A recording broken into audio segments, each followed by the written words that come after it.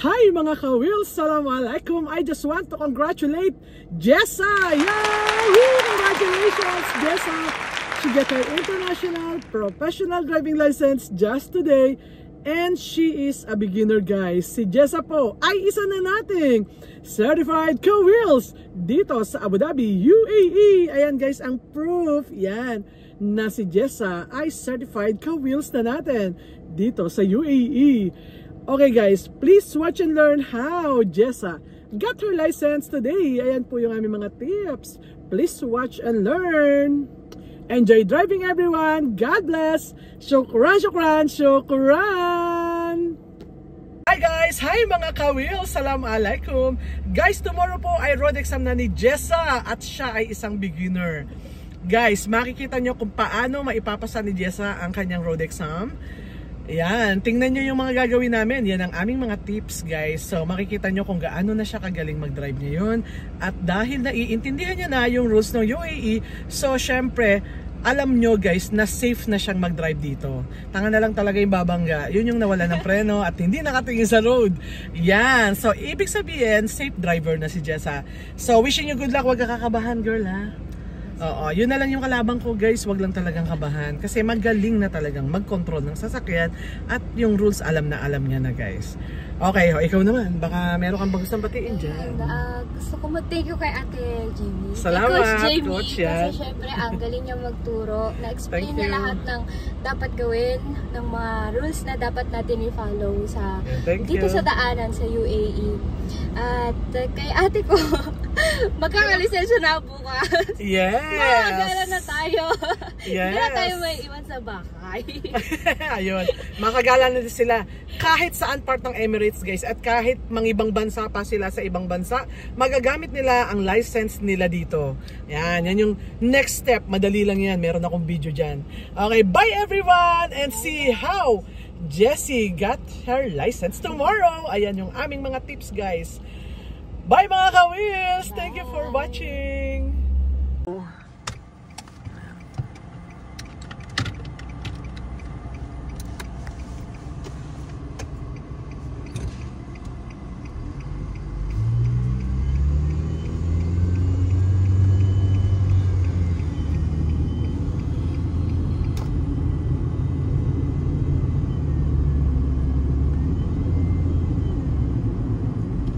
Take the first right.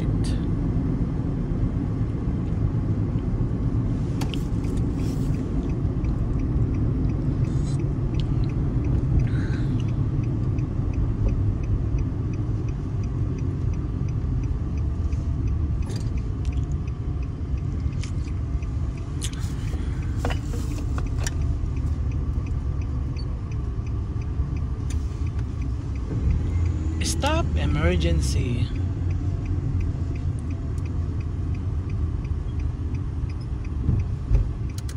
Galing. Galing ah, pasyon. O, kita mo nagagawa mo na. O, pakipark mo na yung para ka nag-e-exam talaga. O, ayun, ganun. O, pass. Kita mo, ganun lang. Oo, let's go na tayo. Yan, so guys, alam nyo kung nasan kami. Nandito kami sa harapan ng Emirates. Kaya ganyan yung tingin niya kasi hindi kami naka-straight. Oh. Ganun lang yun. Pag nakaslant yung kotse nyo, check the blind spot. Yun yung blind spot. So, yan. Kung siya yung unang estudyante from Emirates Driving. Tama. So, yung ginawa nung nasa harapan mo, mali yun ha. Yung nakatigil sa may hump ha. So, ang stopping dito is before hump. Yan. So, ano yun guys? Hindi sa lahat yan. Dun lang sa wala ng space after the hump. Yan, para malinaw. Kasi baka isipin nyo, lagi ka titigil before the hump. Hindi. Meron kasing pedestrian na may space pa after humps at meron namang wala na. So, ang technique dun, bago mag-pedestrian, merong hump. Habang nagbabagal kayo, sukatin nyo na, kasya ba ako kung after the hump ako titigil? O, ganun. Yan yung tips ko sa inyo.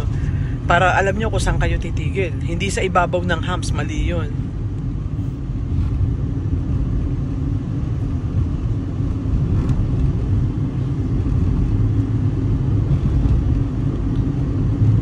Stop emergency. Angatin mo yung ulo mo, tingin sa mirror. Ayun, ganoon. Tingin ulit. Ayun. Ang problema ko dito kay Jessa, hindi nagalaw ang ulo. Oo. Di ba, saglit mo lang naman kasama yung officer, Kayang-kaya mo yan. Basta tandaan mo. Sabi sa akin yung ulo ko, di galaw mo. Okay, park mo girl. Pasado, ganun. Oo, kasi hindi lang ikaw showy tumingin. Nakikita kita, pag tinitingnan kita. Paano kung yung officer hindi nakatingin sa'yo? Di ba? Yun, pasado kami guys. So, ito yun. Isang idea to na kapag sinabi niyang stop emergency dito sa highway, ina-allow nila minsan tapos na kasi yung evaluation sa inyo. Yan, pwede yun. Meron niyang permit. Or, ano nga yung ibang words na sa permit, Neng? Consent. Ayun, consent. Yan, pasado yan, Jessa. Okay, Jessa, let's go. Yan. So guys, nandito kami from the emergency lane. Yun yung kalalabas lang namin ng highway. If someone was first, so kung sakali man, kami yung second. Yan, just in case lang.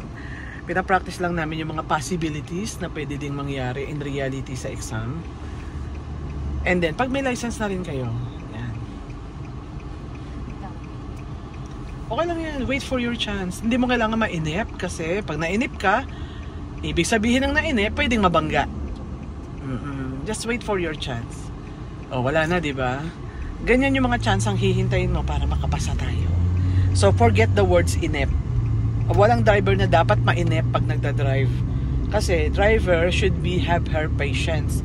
Ganun, para hindi ka mabangga, day. Para pag nag-drive ka, relax lang. Ganun. Hindi yung, late na ako, kailangan ko magmadali. Di napadali yung buhay mo. Yun. Mabuti ng malate, buhay ka naman. Kesa naman, sa madaling salita, para di ka malate, gumising kang maaga. Ganun lang naman yun. Pag na-late ka, ala, tayo magagawa. Late ka na Kesa naman magmadali ka at mabangga ka, di lalo kang na-late. What to do? That's life. Okay, stop emergency. Uy, tama, busy. What if the same situation? Magaling na talaga yung lola ko. Very good.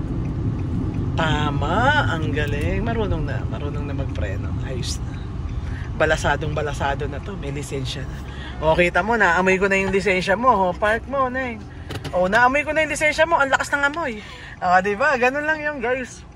Pinapractice lang talaga. Yan ay si Jessa guys is beginners. Nakita nyo naman ang galing niya ng mag-drive. Diba? Kahit saan ka na mag-drive, girl. Sa totoo lang, swear. Kahit saan ka na mag-drive, kahit saan. As in, okay na. Kahit sa US ka pa kumuha ng lisensya, promise may license ka din. Ang dami kong mga estudyante. I'm so proud of them talaga. Pagdating sa US o kung saan bansa, tingnan mo, first try lang din sila lahat.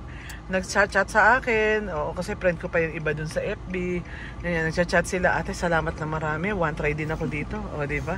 Kasi golden chance din yun pagdating nyo sa ibang bansa. Pareho lang yan. Golden chance ka na pala kasi may license ka dito Magamit mo yun doon.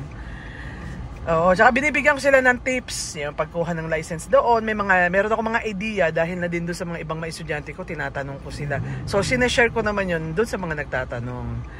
Diba? Para hindi ka nangangapa sa butas ng karayom. Yan, pasado na tayo. Ganyan lang kadali yun. Pass na yan. Congratulations in advance, Jessa, promise. Congratulations in advance. Pass na yan. Huwag ka lang kakabahan, ha? Biglang ganun, Biglang ganun, huwag ka lang kakabahan. Saglit lang yan. Isasabihin ko sa iyo yung pantanggal ng kaba. Okay, Jessa, let's go.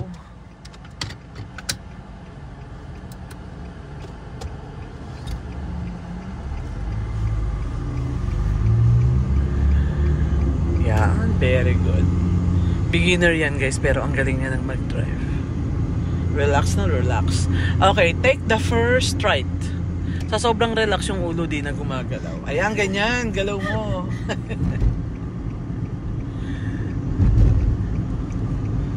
Kaya bukas, tali mo yung buhok mo, parang si Bebang. Kasi minsan, alam nyo guys, pinapatali ko yung buhok kasi minsan, para lang sa ulo, para gumalaw. Straight. Kasi problema talaga pag hindi nakitang gumagalaw yung ulo nyo pag tumitingin ng mirror.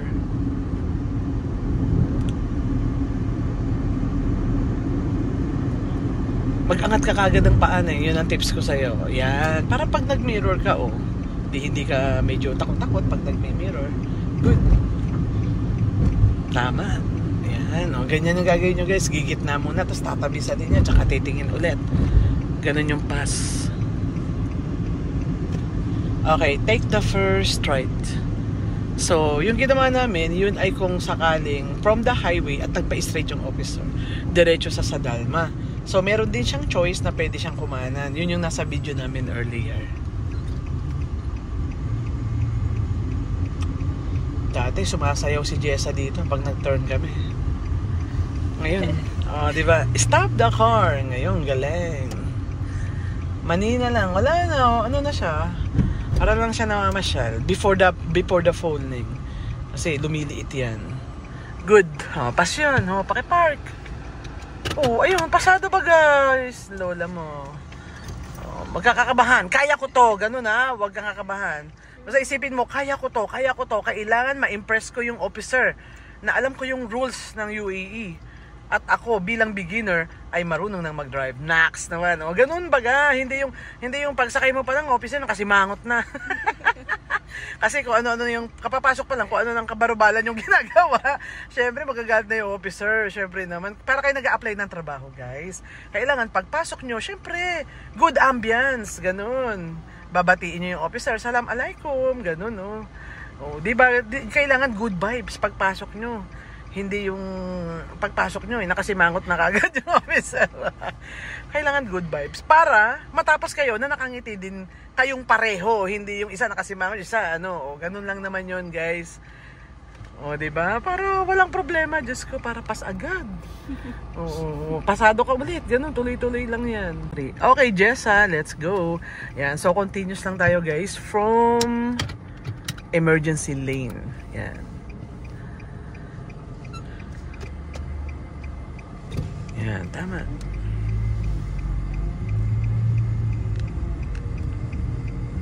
After the solid lining. Yan. Ganyan. Tama yan. But remember the solid line. Kasi may solid line doon. Okay, stay your lane. Middle U-turn.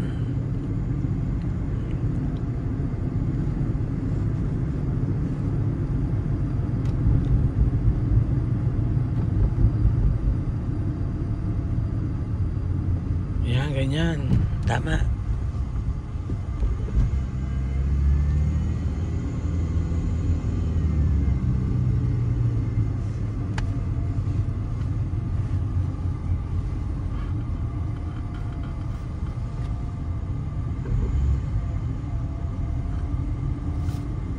Tama. Good. Okay. Stop. Emergency.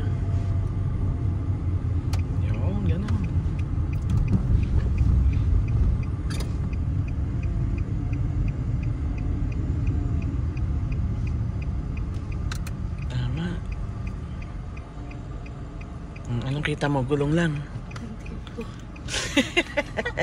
Sige, park mo. Yan, tama na lahat. Maliban lang sa distance. Yung handbrake na yun. Ano mo pa rin. Yung, ganun. So, tama naman lahat. Pati paglilipat mo, napabilis ka lang eh. Di ba, ito advice ko sa'yo. Pag lilipat ka, tapos alam mong may tao, pwede namang lumipat ka ng mabagal, girl. Yun lang yung hindi nangyari. Kailangan mabagal ka para may distance ka sa kanya pag nag-stop ka, ha? Yun lang. Edi kung mangyayari bukas sa exam mo, di alam mo na ngayon, ay paglipat ko may tao, dahan-dahan akong lilipat. Ayun, dipas ka. Ganun lang yun. So, yun lang yung mali mo, isa. Let's go. Yan. Ay ba? Galing naman kami ngayon guys ng ordinary road stopping. Okay, please go to the middle lane.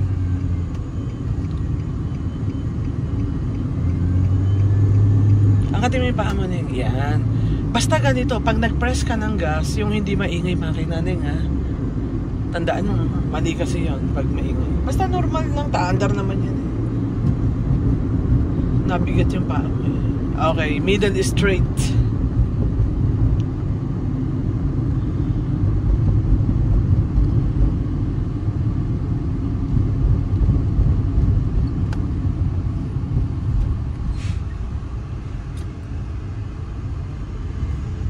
Jesusa, parang yung aking friend.